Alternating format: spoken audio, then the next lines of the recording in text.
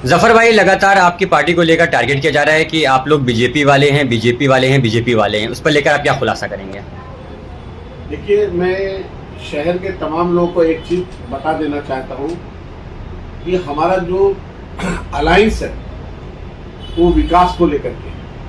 हमारा मुद्दा अलग है, हमारी सोच अलग है, हमारी विचारधारा अलग है, बीजेपी की विचारधारा अलग है। बहुत सारे काम, चूंकि महाराष्ट्र में बीजेपी की सरकार थी और सेंट्रल में भी बीजेपी की सरकार है। मैं आपको एक चीज और बता दूं कि अगर आपके शहर में आपको विकास करना है और आपके स्टेट में आपको विकास करना है तो उसके लिए फंडिंग की जरूरत होती है। तो हमने हमारे उसूलों से समझौता नहीं किया। अजीत पवार ने अपने उसूलों से समझौता नहीं किया, विचारधारा से समझौता नहीं किया। उन्होंने साफ कहा है कि मेरी विचारधारा सेकुलर है और मैं माइनॉरिटीज, और उन्होंने माइनॉरिटीज के लिए खास अल्फाज इस्तेमाल किया कि माइनॉरिटीज के ऊपर मैं किसी किस्म का अत्याचार बर्दाश्त नहीं करूंगा, मैं माइनॉरिटीज के साथ हमेशा खड़ा रहूंगा। ये उन्होंने स्टेटमेंट है। लगातार हुजूर की शान में गुस्ताखी हो रही है, मुसलमानों को टारगेट किया जा रहा है। आखिर अजीत पवार जी उस पर क्यों कोई आवाज़ नहीं उठा रहे हैं? अजीत पवार के बारे में मैं आपको बता दूं कि उनका एक भी अगेंस्ट मुस्लिम स्टेटमेंट बताइए, चाहे विशालगढ़ का मामला रहा हो, चाहे रामगिरी महाराज का मामला रहा हो, चाहे नीतीश राणे का मामला रहा हो, उस पर हमेशा हमारी पार्टी ने जो गलत था उसको गलत कहा और जो सच था सही कहा।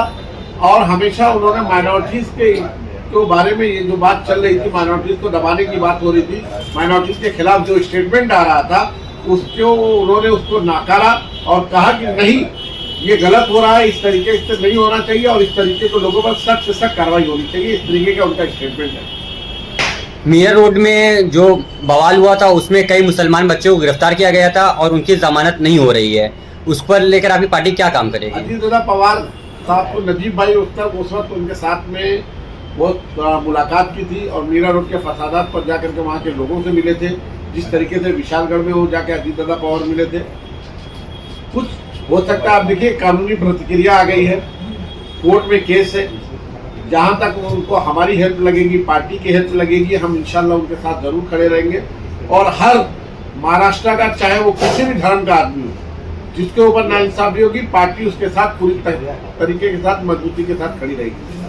अभी तक तो बीजेपी वाले ही मुस्लिम लोगों को टारगेट बना देते हैं, लेकिन मुमरा में कल एक वाकया हुआ जिसमें बबलू सैयद ने ही मुसलमान होकर सबील तोड़ने की कोशिश की है। उस पर आपकी क्या प्रतिक्रिया? ये उनकी जहनियत बताती है कि वो किस जहनियत के आदमी है। देखिए, वो सबील एक ऐसी चीज है, सबील एक बहुत अच्छा मैसेज देती है। सबील में पानी रहता है और उसमें एक आप देखेंगे कि एक स्टील का गिलास रखा हुआ होता है। उसी गिलास में हिंदू भाई भी पानी पीता है और मुसलमान भाई भी पानी पीता है। आपने इस अपने शहर की सभ्यता को खत्म करने की कोशिश की, जिसमें लोग मोहब्बत बांटते थे। उस सबील के जरिए तमाम आने जाने वाले लोग, हर धर्म के लोग बनाया। ये किसी ने नहीं देखा कि ये सबील बनाया किसने, बनाने वाले मुसलमान। लेकिन कभी वहां पर किसी ने उनको, किसी भी हिंदू धर्म का आदमी गया वहां पानी पीने के लिए तो किसी ने उसको रोका नहीं। यानी मतलब ये समझिए कि वो सबील बनाने का मकसद ये था कि कोई भी समाज का आदमी आवे, उसमें पानी पिए। और जब मुसलमान पानी पीता है तो अल्लाह का शुक्र अदा करता है, हिंदू भाई पानी पीता है तो भगवान का शुक्र अदा करता है कि हमको पानी मिला। पानी एक ऐसी चीज है, वो किसी भी वक्त में, और खासकर मुस्लिम कम्युनिटी में बताया जाता है कि पानी हर प्यासे को पिलाना चाहिए। उसके लिए वो सबील बनाई गई थी। उस पर हज़रत हुसैन रज़ियल्लाहु तआला अन्हु का शायद नाम लिखा हुआ था, जहां तक मैंने समझा है। उसको तोड़ना ये बहुत ही गलत काम था। और किसी पार्टी को, जिस पार्टी से वो बिलोंग करते हैं, हमको ऐसा मालूम पड़ा, वहाँ के स्थानीय लोगों ने ये बताया कि वहाँ पर कल उनका एक प्रोग्राम होने वाला, उनके लीडर डॉक्टर जितेंद्र अवर साहब का।